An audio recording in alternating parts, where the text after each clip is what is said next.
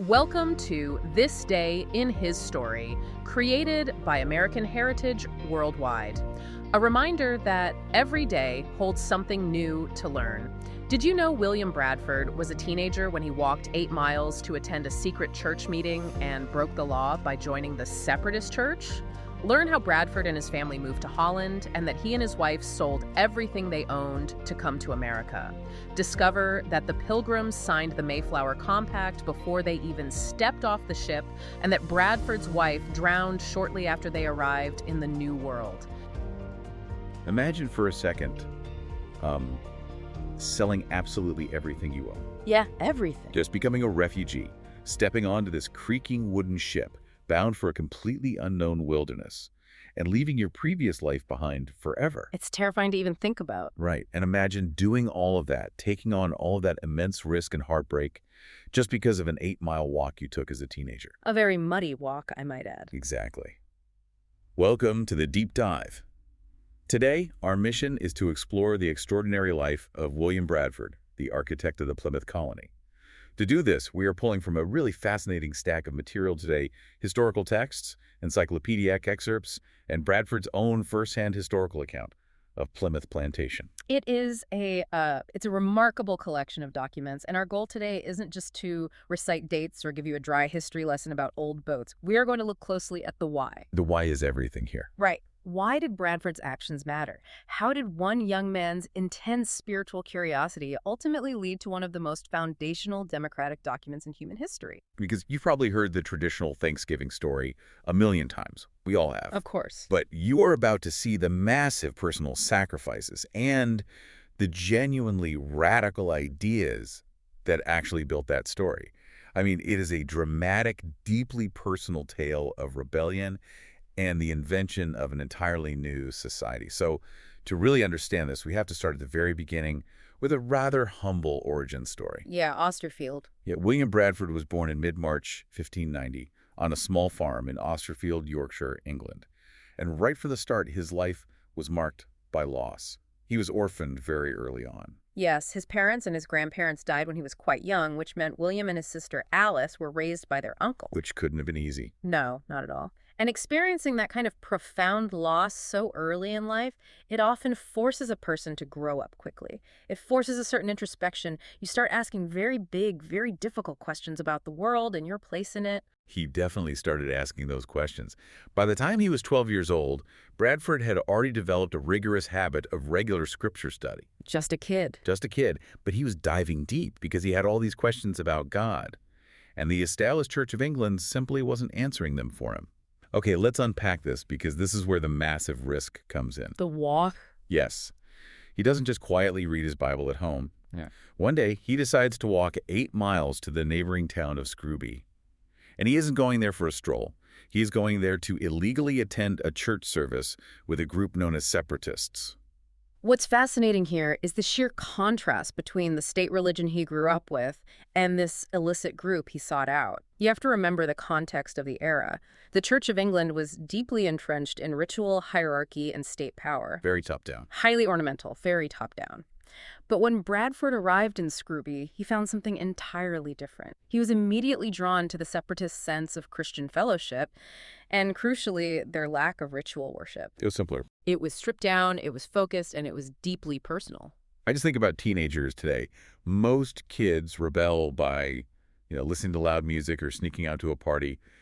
William Bradford rebelled by walking 8 miles through 17th century Yorkshire mud to silently pray in a barn without a priest.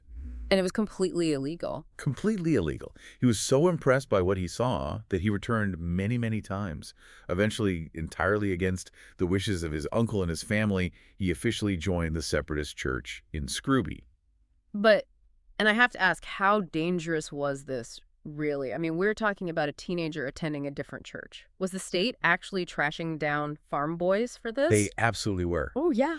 By rejecting the Church of England, he was essentially rejecting the authority of the king, who was the head of the church. He was marking himself as an outsider and a dissident. Because religion and government were the same thing. Exactly. The state did not look kindly on people deciding to worship in their own way because, in that era, religious uniformity was seen as the glue that held the nation together. To step outside of that was to threaten the social order. And the consequences for that independence were swift. In 1608, when Bradford is still a young man, he is actually imprisoned. Right. His crime was attempting to escape to Holland. He was trying to flee the persecution of King James I, and they threw him in jail just for trying to leave the country. Just for trying to leave. But he clearly wasn't deterred. By the time he turned 18, he finally made it. He successfully moved to Leiden, Holland, joining the Separatists who had fled there to find some measure of safety. Leiden was a crucial incubator for what was to come. Holland offered them the religious tolerance they desperately needed, but it wasn't a utopia. No, not financially anyway. Not at all. They were agrarian people from the English countryside, and suddenly they were thrust into a highly industrialized Dutch city. Bradford himself had to work as a fustian weaver, essentially making corduroy, which was grueling, low-paying labor. So they have religious freedom, but they are living in poverty. Yes. But that wasn't the only reason they decided to leave Holland for America, right? Because they start in Leiden for over a decade. If they had what they wanted religiously, why take the massive gamble of crossing the Atlantic? That is the pivotal question. It really came down to a fear of cultural erasure. Losing their identity. Exactly. As the years went by, Bradford and the elders noticed that their children were assimilating. They were speaking Dutch, they were adopting Dutch customs, and some of the older children were even leaving the community to join the Dutch military as a looming war with Spain approached. Wow. They realized that if they stayed in Holland, within a generation or two, their distinct English separatist identity would completely vanish. They wouldn't be English anymore. So they needed a place of their own. Bradford managed to receive permission to settle in the colony of Virginia, and he immediately began organizing his congregation, the people we now know as the Pilgrims, to make the monumental journey to America. A huge undertaking. The goal was to establish a place where they could freely practice their beliefs while maintaining their English identity. And within a short window, this congregation departed on the Mayflower under Bradford's leadership. But the physical logistics of organizing that journey pale in comparison to the emotional toll. Yeah, this part of the source material is just heavy. It is. Bradford and his wife, Dorothy, sold absolutely everything they owned in England and Holland to finance this leap into the unknown. But even liquidating their lives is nothing compared to the human cost. Fearing for his safety on such a dangerous and unpredictable voyage, William and Dorothy made the choice to leave their 5-year-old son, John, behind in Holland. Wait, I just have to pause on that. They sold everything they had to build a future for their family, but left their kid behind. How does a parent even compartmentalize that? It's so hard for us to grasp today. You have to look at it through the lens of 17th century survival pragmatism. Pragmatism? Yes. They knew the mortality rates for these transatlantic crossings were horrific. They were stepping onto a crowded, unsanitary ship heading into an uncharted wilderness with zero infrastructure. Taking a 5-year-old was essentially a coin toss with his life. So it was actually out of love to protect him. Exactly. They left him in the care of trusted family members, likely with the intention of sending for him once a settlement was actually established and deemed safe. But the psychological weight of that decision is profound. It would be 7 long years before Bradford and his son would finally be reunited. 7 years apart. That is an eternity when you're a parent, especially in an era where letters took months to cross the ocean, if they arrived at all. If the ship didn't sink. Right. Bradford actually recorded what it was like to leave for America in his journal. He wrote, and I'm quoting here, "That night was spent with little sleep by the most, but with friendly entertainment and Christian discourse and other real expressions of true Christian love. The next day, the wind being fair, they went aboard, and their friends with them. Where truly doleful was the sight of that sad and mournful parting, to see what sighs and sobs and prayers did sound amongst them, what tears did gush from every eye, and pithy speeches pierced each heart." What stands out to you in that description? Just the absolute devastation. For me, it strips away the mythic textbook veneer we usually put on the Pilgrims. We tend to view them in these stoic, black and white historical terms.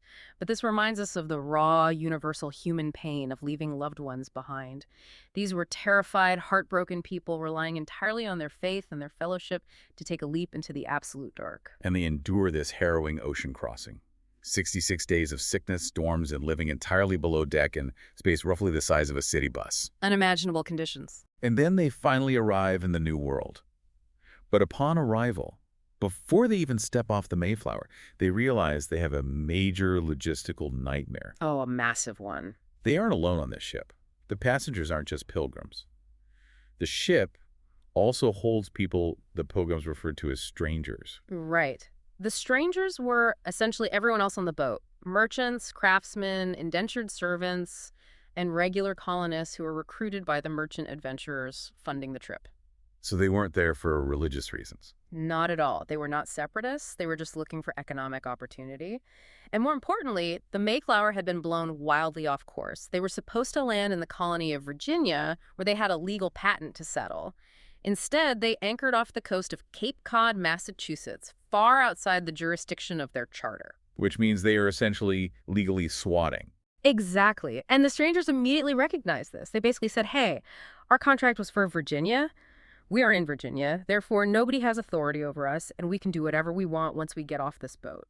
Mutiny was actively brewing. They desperately needed rules, or the colony would fracture before it even began. So both the Pilgrims and the strangers came together and formed a set of rules for self-governance. This document became known as the Mayflower Compact. If we connect this to the bigger picture, the historical significance of this moment cannot be overstated. This was the first recorded intent in history to establish a truly democratic form of government built on just and equal laws, created by the very people who would be governed by it. Because they had no one else. Precisely. They couldn't rely on the king's immediate authority, and they couldn't rely on a shared religious doctrine to keep the peace. They had to invent a civil agreement from scratch. And there are four main ideals baked into the Mayflower Compact. We see them clearly in the sources. The first one makes total sense for them, a deep faith and belief in God and his divine guidance. Yeah. That tracks perfectly with the Pilgrim mindset. Sure. But the second ideal, here's where it gets really interesting. The paradox of the king. Yes. The second ideal is an explicit declaration of deep loyalty to native England and the king, the exact same king who actively persecuted them, Same one. the king who imprisoned Bradford when he was a teenager, the king whose actions forced them into poverty in Holland and exile across an ocean. How do we make sense of that? Wait, so were they essentially just hedging their bets? It sounds like they wanted practical independence, but kept the king on the paperwork just in case a British warship showed up? Was it survival rather than actual loyalty? It was absolutely a mechanism of survival and legal cover. You hit the nail on the head. They were acutely aware of their precarious legal standing. They were outside their patent territory. If they declared total independence, they would be committing outright treason, which would mean the English Navy could eventually come and wipe them out. So it was a shield. Declaring loyalty to the king was a necessary protective measure. But beyond just hedging their bets, you also have to consider their deeply ingrained cultural identity. As much as they hated the religious persecution, they still viewed themselves as English subjects. They wanted to build an English society, just with a different church structure. That makes a lot of practical sense. Yeah. It is like stepping into the future, but keeping your legal bases covered in the past. So that's the second ideal. The third ideal in the Mayflower Compact was a mutual regard for one another as equals in the sight of God. Which is huge. And the fourth was the intent to establish just and equal laws upon which a truly democratic form of government would be built. You really have to pause and look at how these incredibly diverse groups managed to synthesize this shared vision. You have intensely devout Puritans and completely secular merchants staring down a brutal, freezing winter in an unknown land. A recipe for disaster? Usually, yes. The natural human instinct in that scenario might be for the dominant group to subjugate the weaker group. Instead, they sit down and agree to a framework of equality. They agree that no single person is above the community and that the laws will apply to the saints and the strangers equally. It's a staggering achievement of compromise born entirely out of the desperate necessity to survive. But just as they achieve this incredible philosophical milestone, tragedy strikes in the most abrupt way. It is December of 1620. They finally arrived at Cape Cod. They survive the crossing. And then, while the ship is safely anchored in the harbor, Bradford's wife, Dorothy, falls off the Mayflower and drowns. Just devastating. He endures the persecution in England, the grinding poverty in Holland, the agonizing choice to leave his son behind, and the terrifying Atlantic crossing. And then he loses his wife right at the finish line, just yards away from the shore of the new life they sacrificed everything to reach. And we don't have extensive journal entries from Bradford detailing his immediate emotional reaction to her death. He simply notes the fact of it. But we do know what he did next. He didn't retreat. No, he stepped up. From 1621 to 1656, William Bradford served as the governor of the Plymouth Colony. He was elected to the position 30 times. For 35 years, he essentially carried the weight of this entire fractured, starving, traumatized settlement on his shoulders. His leadership style was defined by a profound sense of duty, but also a remarkable pragmatism. Just a year after his wife's death, in the autumn of 1621, he is the one who called for a day of feasting and thanksgiving to God in the New World. The first Thanksgiving. Right. It is easy to gloss over that as just a pleasant historical dinner, but consider the context. Half of the original Mayflower passengers had died during that first winter. He was actively trying to build community, to forge diplomatic ties with the Wampanoag people, and to find reasons for communal gratitude amid staggering mortality and grief. And on top of governing, mediating disputes, and managing the colony's massive debts to the merchant adventurers back in London, he also became the colony's primary historian. Which is incredible when you think about his schedule. Seriously. He wrote a Plymouth Plantation, which chronicled the congregation's first 30 years. It detailed everything from the early settlement in Holland, the voyage, and all the major events of the colony up until 1647. The sheer administrative discipline required to govern a struggling colony by day, dealing with crop failures and political infighting, and then sit down by candlelight to write a comprehensive, retrospective historical text is astounding. It really is. We do know he eventually found some personal stability, remarrying a woman named Alice Carpenter Southworth in 1623. His ability to endure and continue building a civil society is a testament to his deeply held convictions. In fact, our material includes a quote from the 13th Article of Faith that they used to encapsulate Bradford's specific character and worldview. Yeah, I have that right here. It reads, "We believe in being honest, true, chaste, benevolent, virtuous, and in doing good to all men. Indeed, we may say that we follow the admonition of Paul. We believe all things, we hope all things, we have endured many things, and hope to be able to endure all things. If there is anything virtuous, lovely, or of good report or praiseworthy, we seek after these things." We have endured many things. I have to say, looking at his rap sheet of trauma, that is quite possibly the understatement of the century. Without a doubt. Facing a hostile government, prison time, living as a destitute refugee, liquidating every piece of property, leaving his child behind, the sudden drowning of his wife, and a 50% mortality rate in his new home. I think he endured many things. Doesn't quite cover it. Yet through all of that, he physically built a colony and helped draft the blueprint for American democracy. The resilience required to not just survive those experiences, but to remain focused on establishing a society that valued equality and law is extraordinary. He didn't let the hardship turn him into a tyrant, which is often the historical default for leaders in crisis. He channeled that hardship into reinforcing the very democratic ideals they agreed to on the Mayflower. So what does this all mean? When we pull all these threads together, this deep dive shows us something really profound. The foundations of modern democratic ideals didn't come out of some comfortable political summit in a fancy European palace. No, they did not. They weren't drafted by wealthy lords with endless resources and legal scholars. They were forged by an orphan farm boy from Yorkshire, a kid who walked 8 miles through the mud just to ask questions, a man who sacrificed his home, his wealth, his proximity to his child, and tragically his wife, all for the right to seek truth and community.